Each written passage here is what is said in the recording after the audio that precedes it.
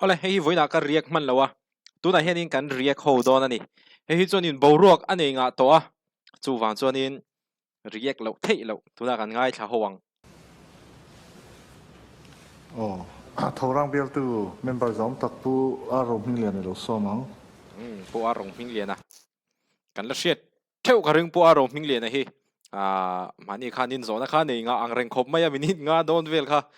โซตันนี่ตัวน่ะกันเอ็นหวังเฮ้ยบัดเจ็ตดิสคัชชันนั่นเนี่ยตัวน่ะทุกสอยตัวเตะกันง่ายชาอ่ะมีปุยแล้วมีคอมเมนต์ดูกันเอจอนินกันคอมเมนต์โดนนั่นเนี่ยผู้สปีกเกอร์กล่าวมั้ยผู้สปีกเกอร์อามาสับเบรินตุนสุรการทารินาบัดเจ็ตมาสับเบอร์อารอนพาร์ทเฮเล่สอยเขาตัวอารอนชอบชอบเทซึมเฮตุนสุรการทาร์กล่อมปุยมาสานิเสละงั้นไม่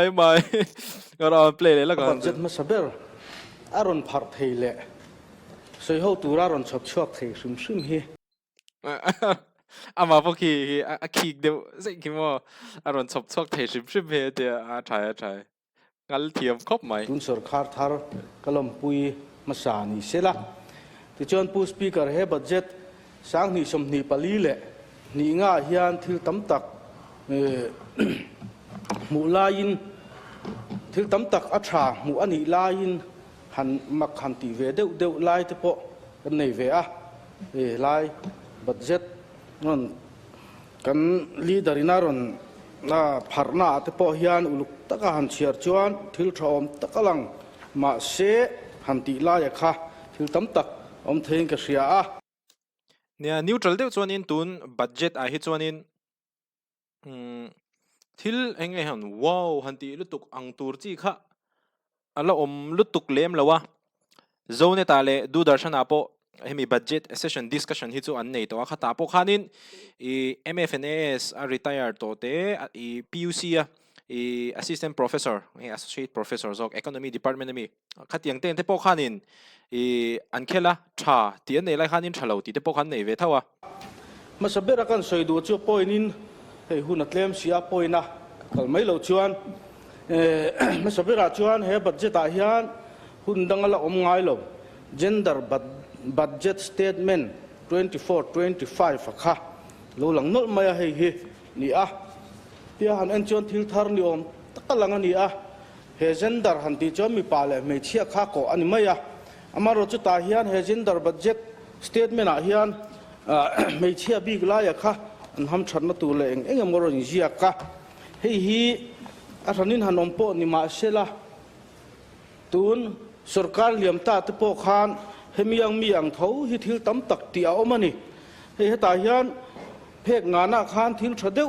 กับหัวจิว physical self defense ไม่เชตานหันตีเตเอามาเฮเจนดาร์บัดเจตาเฮียน education เล่ school education เล่ social welfare เล่ home ละมินอันละเดียวโดนนี่อินละงะตินมีปาเตมาโมโลไม่เชมาโมทิลตะกอมาจุดจอยนเจียกะกัลปุยเมกโปอมานี่เฮมีอย่างเงี้ยโปเฮียนตุนกันสยังคาน self defense สังจีเตโปค่ะสมักราลำเตปนอันกัลปุยเมกะมิโซรัมไทเคนโดmajor association เตปนschool no pangte an lo zirti thia thale in ka ria heta hian ron in ziak lang le thilom sa kha ron lang mai ni in ka ria hemi self defense hi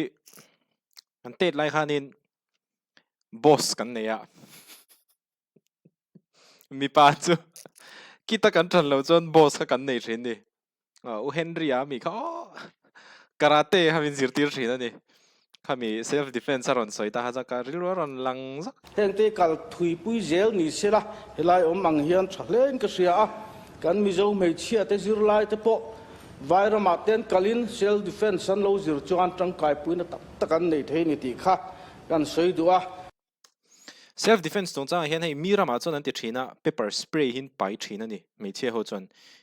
mei thei ni par sa te po mei thei ni lian mi lawa hi atangkai khop mai di kha kan ron zep tel le je do mizoram hian en tin tak en regulate ka shelo pepper spray hi han ron zep tel zeu ni chu lai kan fak ni ta sela tin pakhat le kan session ma sa khan ke soi angin a fak ngai lai chu ka fak mai do na maro chu soi sel ngai lai chu ka soi sel do na ni ka ti to ang khan pu speaker he budget lo lang thra ka ti le deuh mai chu mit thi ruang phur na chung chang 5 crore lo lang hi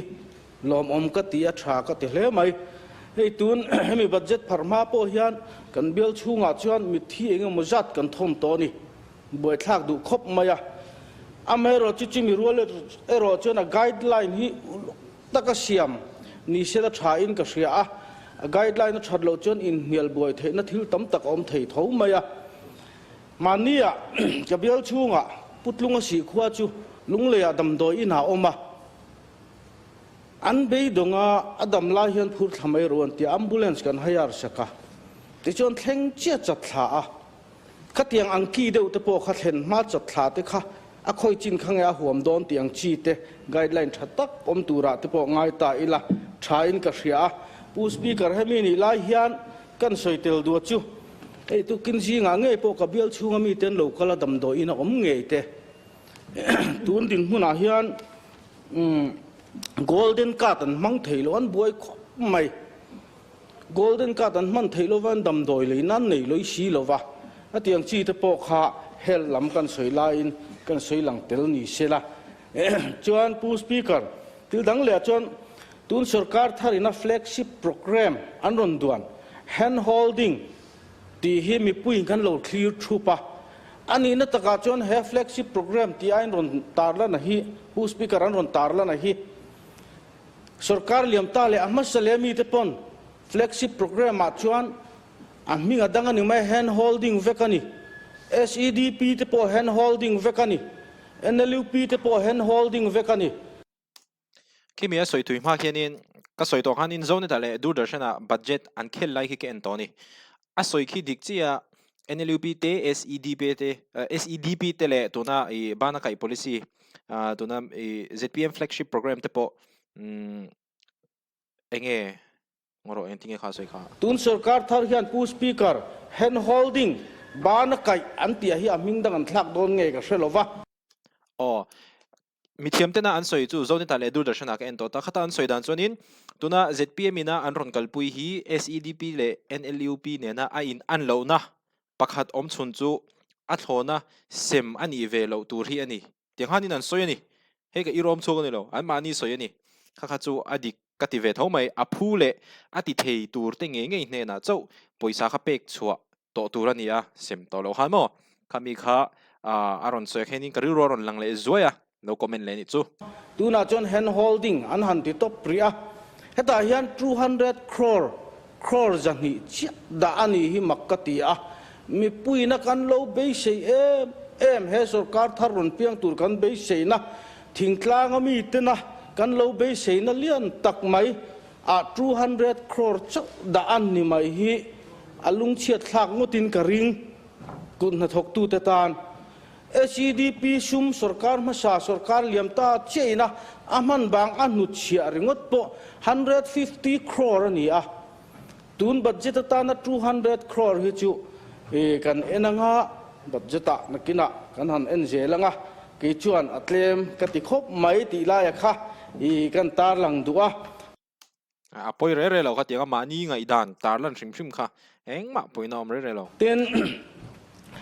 SEDP man bang 150 crore atangin 110 kha thlai thar leina tan te da anga soini a ti chona dang 40 crore kha health lama labor nan te da ni ina langa 110 crore thlai thar leina ta na da ang chi te po kha tu na hian enga tinge kan man mai lo o ti kha ka zo na lian tak ani a achan chu kan house leader in pu speaker helaya soi to a kan minimum price tura mun phia ro chu cheng za ani ang ati a lom om ka ti nikum lama sarkar masaliam ta nikum season nung bera kabial chunga chon cheng za panga tangin an leitrana cheng za som thum panga thengin chu tiang chon lok takin an sal theya tun huna chon mun phia ro hi kabial chunga tui ko ya te khon tam em a tuna hian kezia cheng za cheng som nga in payment in an leya aba in cheng som shari in an leya ni chumi ni shu chon minimum price a cheng za da ni si chon heng am hang te hian heng sum hang te hian ani lo pon kong dang lo po penin cheng za tal chon le thei sela ti lai kha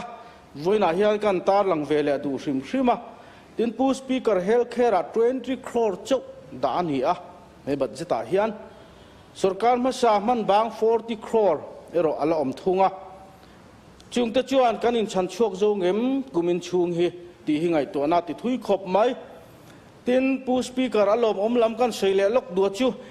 NSAP nuaya kum upajok te pension scheme chung chang kha kan thian te kan ho tu poimo tak tak te member zom tak tak te nan soyang khan mi pakhata cheng za zela sang khata ti pun la hi a tha kan ti top lo kanga khami healthcare ania I crore som ni ZPM hianin engen tum chu ka shelawa amaro chu ke pon claim chu ka lo ti ve deu hleka engeng tin nge kalpuian tum kan lo en zelanga kan la react ho zelang chu akati hle mai kalom hle mai he budget lo lang hi chuwang chon he budget hi hela he kan support le ani ta sela tin pu speaker he hela hian he budget bu tik tak zo ka chu ni a annual financial statement 2024-25 hi kan budget bu dik berzo ka chu ani mela heng le ki budget bu dik tak ki mi statement bu ki tam tak ji nga hian heta hian GDP thang chho hret angalang kum sang ni som ni pan ni thum aya kum sang ni som ni pathum ni lia sang hret tura ngai ni mek te le tun din muna ni li ni nga la sang le hret tura ngai bei sei hei chu bei sei ania heng te hi a oma aron ni jiak langa a tha ka ti a alom om ka ti a kan house leader speech a po khan om jiak langa hei hi thleng nge sela kan sarkar tan chona du om hle a amai ro chu pu speaker ka soi tong khan hemi thleng tur chuan kan thlai thar te kan sal thata ngai bok si a sal na amana to lo kan mu mang si lo chon kha thil kha thleng lo ma yang ti ro chu ka hlau hle ni tin pu speaker dot le chuan thuin soi thiam thin khop mai state sumtel mia lo aizol bypass tunnel 1313.38 crore anon sanction ti kan house leader zom takin helaya aron seilang to a hei hi lom om ka ti ka lom khop mai he thil hi hei hi project ani a zoram mi pui po hian ria se ka duwa mi zo mi pui te kan man ho em a thil project pakhat ron sei chu hian ningal zung tura kan nga ya hei hi an kalanga he project hi rei tak akalangai do na ni asiam chung kha chu mi zoram mi pui te pon kan lo do thei ve viau nga in karinga chu mi rol chuan nia kami project tak khachu mizo mi puite hi mizo rilru hi ni shrimshima thil kan man mo thina thil ti zungzung hi kan du thina maro chu soyang khi chonin hi mi project big tak khi chu nia thil a thleng zungzung don lo ani chu wang chonin do thei taka kan lo nga I anha thok tu tele sarkar te po kan lo support char charangai don khi mi bi ka khi chuan he project he aizol bypass road hian aizol kho chung traffic jam engemaw zatin a solve don ni in langa lom om ka ti a hei sarkar ma sa MNF sarkar in a bula lo tan kong eng kima lo ti chua to kha tun sarkar thara sang sunani hi lom om ka ti tunami po kha soi dik le tho kan chief minister po khanin sarkar ma sa atanga bulan lo tan to tikhani na ti mai zela kami kha chu a soi dik tin pu speaker point dang le chuan